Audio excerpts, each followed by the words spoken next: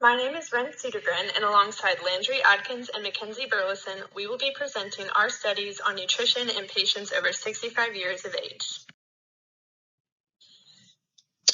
Hello, my name is Mackenzie Burleson, and I'm going to be talking about what a quality dashboard is and all the concepts of it. A quality dashboard is a database that allows healthcare professions to explore and monitor how quality care and safety can be anticipated to reduce unexplained variations in healthcare. Quality indicators can display patient risk information to promote early intervention and can help improve quality care and healthcare as a whole. Performance measures go hand in hand with quality indicators, allowing healthcare providers to see where care can be improved and delivered. A dashboard allows nurse managers and nurses to have a visual tool that displays data on the impact of the nursing care they're providing. On the organization level, dashboards will allow the organization to determine cost increase and how to run smoothly all the way around.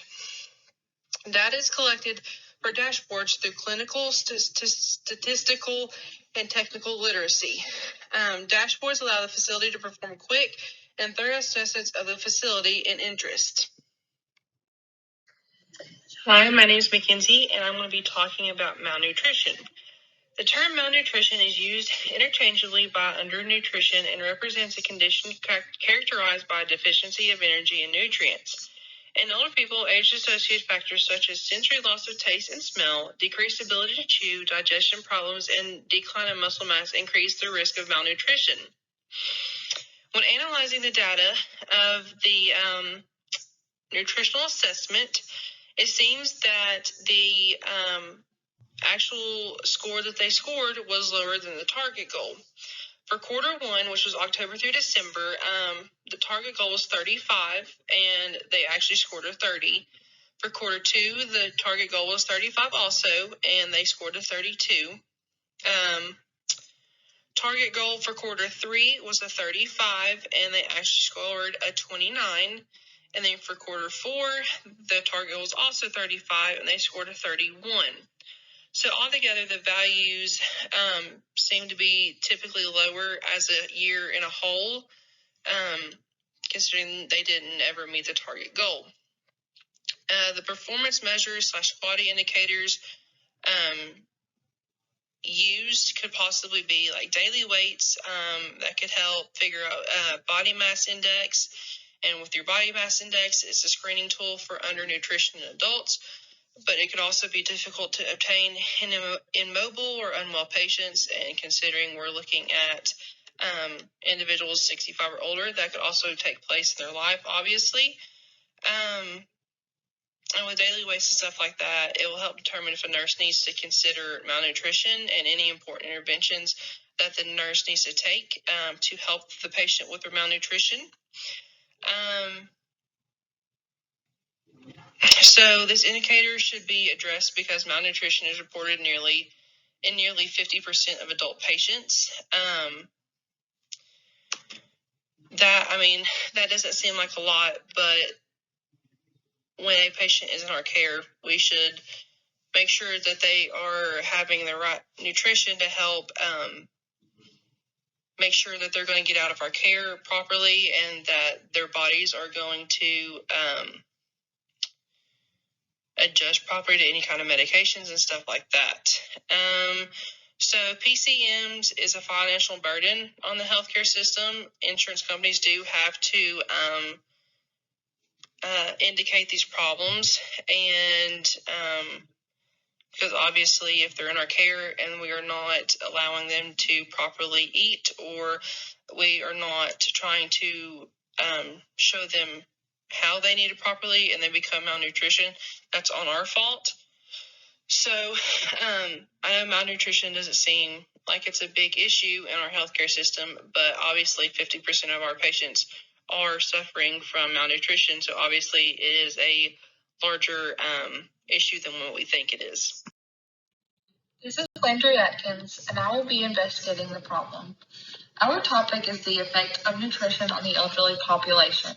We are studying whether proper nutrition has a positive or if any effect on the decline of the elderly and their depressive symptoms. Possible complications of improper nutrition in the elderly are increased risk of broken bones due to increased skeletal weakness, poor wound healing, a weakened immune system, and increased risk of infection, obesity, and heart disease. Possible causes of deficient nutrition include skeletal weakness due to lack of proper minerals in your bones and not consuming enough calcium, loss of appetite as they age, medications that can decrease the body's ability to absorb nutrients, dementia could cause them to forget to eat or what to eat, and limited income, they cannot be able to afford healthy food choices.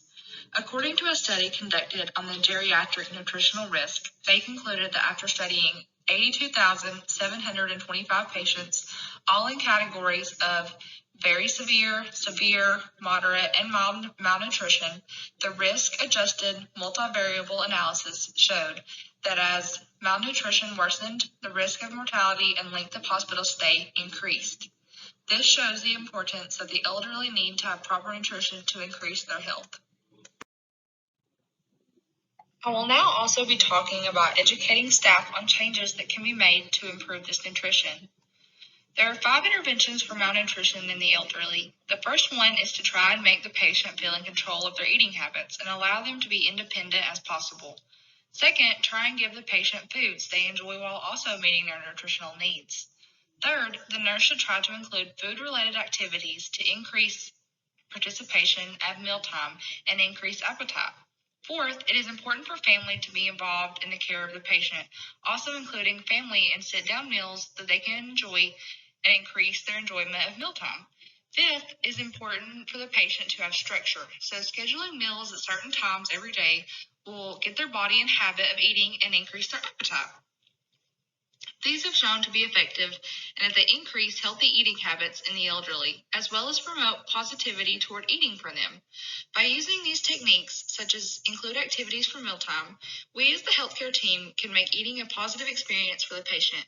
It has been shown effective that eating at scheduled times can help maintain a balanced diet as well as engage your metabolism at optimal levels to help regulate your body.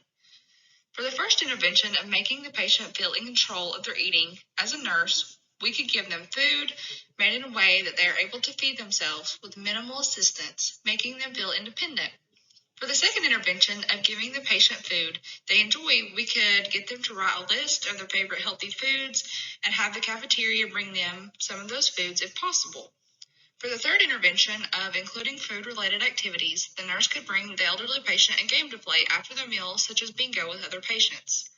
For the fourth intervention of including family, the nurse could talk to the patient's family about possibly having a meal with them, at least once a week if possible, to make mealtime more enjoyable. For the fifth intervention of having structured mealtime, the nurse could ask the patient for their preferred mealtime and try to make a goal for the patient to eat their meals around that time every day. There is no outlined protocol for nutrition other than trying to educate and encourage proper nutrition for the patient. A proposed plan for change to occur within the hospital with elderly nutrition is to treat them with respect and try to encourage them and teach them that proper nutrition can improve their overall health and healing. I will also now be talking about monitoring change of elderly nutrition. How does the EHR facilitate the process related to quality improvement? The process of malnutrition is a hospital-wide issue, and it is very important for all of the team members involved in the patient's care to be aware of their nutritional needs. One new EHR implementation allows for more inclusion of nutrition-related factors and for more patients to have the ability to see a nutrition consultant and get a plan to better fit their needs. As for EHR facilitating in the data collection for malnutrition in patients, it has proven to be very helpful.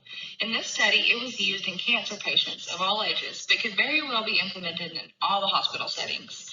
They used a 2-question malnutrition screening tool endorsed by the Academy of Nutrition and Dietetics to test the feasibility of malnutrition risk assessment and would enter the data into EHR. The use of barcode medication administration in the EHR significantly reduced the time nurses spent carrying out medication administration. It fell by 33% according to one study. This allows the nurse more time to spend with patients, other needs such as teaching on their nutritional needs. This information can be used to improve compliance in the staff by using this incentive that they will save time by using these technological features. By saving the time, the nurse and staff will hopefully be less stressed and have more time for their patient care. The EHR can be used to monitor change by the nurses and healthcare team working together to chart the patient progress. It is convincing to the staff because of the study used to improve malnutrition in patients with just 2 simple questions. Complete documentation is so important in patient care because if only some of the caregivers that the patient has are completely charting, then the patient may receive inadequate care. This is Ren, and I'll be explaining the role of a prepared nurse in facilitating the change to improve quality in geriatric patients. Nurses are responsible for patient teaching, and some of the most common adverse effects of malnutrition includes increased risk for infection, reduced ability to heal wounds such as pressure ulcers, muscle weakness, balance problems associated with fractures and falls, longer hospital stays, and a higher rate of readmission. It is crucial that nurses incorporate identifying malnutrition risks by confirming diagnosis of malnutrition and developing a nutrition treatment intervention plan that aligns with the hospital nutrition care guidelines. This is a step in the right direction to improve nutritional care. How RNs as leaders impact the change process? Well, registered nurses are viewed as having an important role in assessing and evaluating nutritional needs of older people, as well as the ability to intervene in cases of malnutrition. Research shows that in some healthcare facilities, for example, nursing homes and on home healthcare visits, that malnutrition in older people often goes unrecognized by RNs, regardless of the care context. This is noteworthy as food and drink are essential human needs, hence a vital part of the fundamentals of care. One quote that we found in our research was, of all staff, nurses most frequently spoke about patient participation in care and expressed positive attitudes towards it, describing not only how they accepted it, but as a part of routine care and how they actively promoted it. As a BSN nurse, looking at a broader scope and what initiatives might be undertaken other than staff education and organizational goals, we found that it's reasonable to suggest that if an RN highlights and promotes the importance of older people's participation in their own nutritional nursing care, then the risk of malnutrition may decrease. Participation in care can mean to facilitate and encourage older people to share the responsibility of their own health and to support them in the decision-making process regarding their treatment and care. Educating physicians, nurses, and other clinicians on benefits patients receive through nutrition can help foster a willingness to change practices. In our study, we found the Malnutrition Quality Improvement Initiative, which was developed to help hospitals improve and emphasize nutrition care for patients with malnutrition or patients at malnutrition risk. The Malnutrition Quality Improvement Care Initiative resources include a toolkit for interdisciplinary strategies to help hospitals implement best practice malnutrition care and 4 malnutrition-focused electronic clinical quality measures. The toolkit and electronic quality measures are now being used in a learning collaborative at 292 hospitals across the United States to implement standardized nutrition care practices as part of quality improvement projects.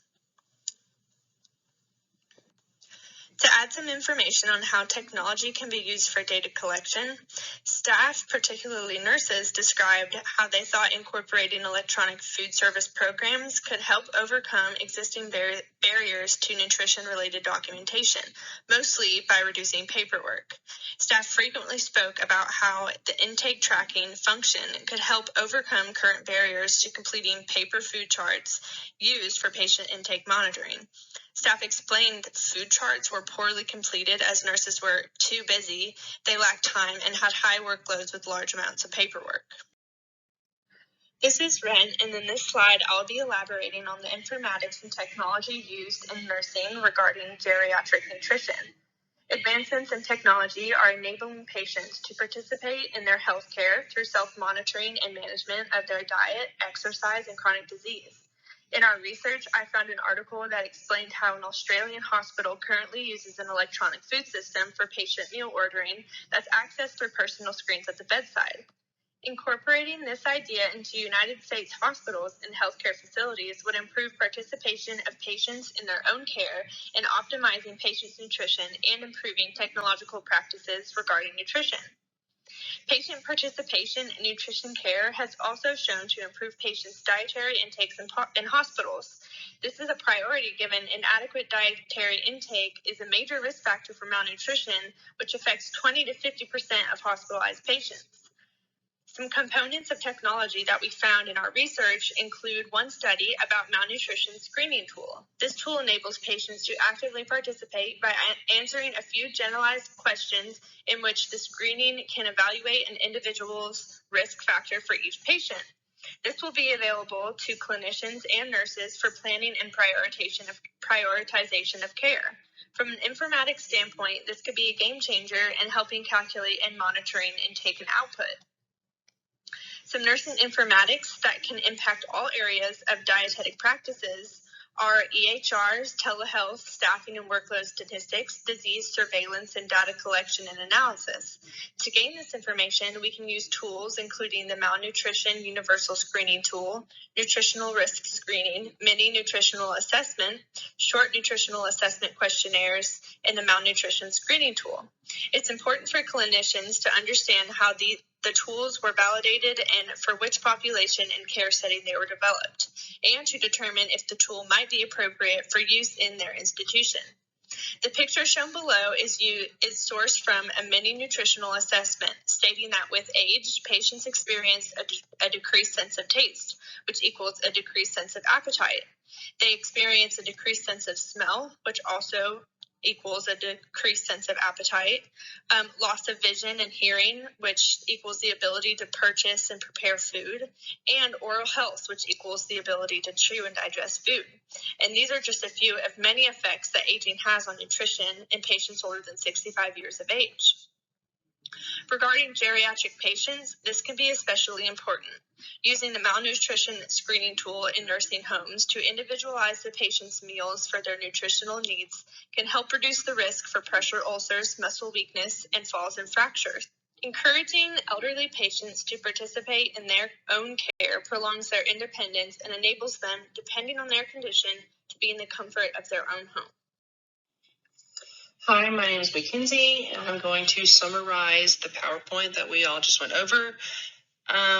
So performance measures show where care can be improved. So let's say a patient is suffering from malnutrition, then the nurse can step up and start taking daily weights, and they can try to encourage the patient to eat more or eat better, and that way they can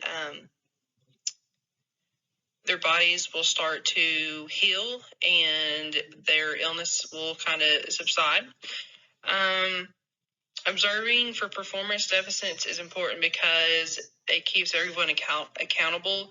So that way, maybe a night shift nurse isn't dragging behind the day shift nurse. So they monitor these things. That way, everyone's being accountable for all their duties and make sure that these nurses are doing what they need to do for the patient's best care. Best practices allow for adequate care for patients. That way they can improve how they're caring for these patients, improve like the interventions that they're taking, and make sure that they are doing the best to their ability. That way the malnutrition can be resolved, or any other kind of illness like pressure ulcers or stuff like that. Hospitals do not spend a lot on adequate care. I know working in a hospital as a transporter, you can see that a lot, that the hospital they are more stingy, I guess you could say, and they are not willing to spend the money that is needed to provide care for these patients or provide the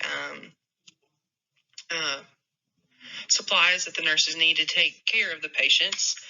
The EHR and informatics used in this process are important because it gives data about health deficiencies and it shows where things need to be improved, and it shows that people are being accountable and they're being held to what they need to do and what's right for the patient.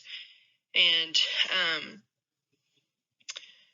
especially when it comes to healthcare acquired illnesses like maybe possibly now malnutrition or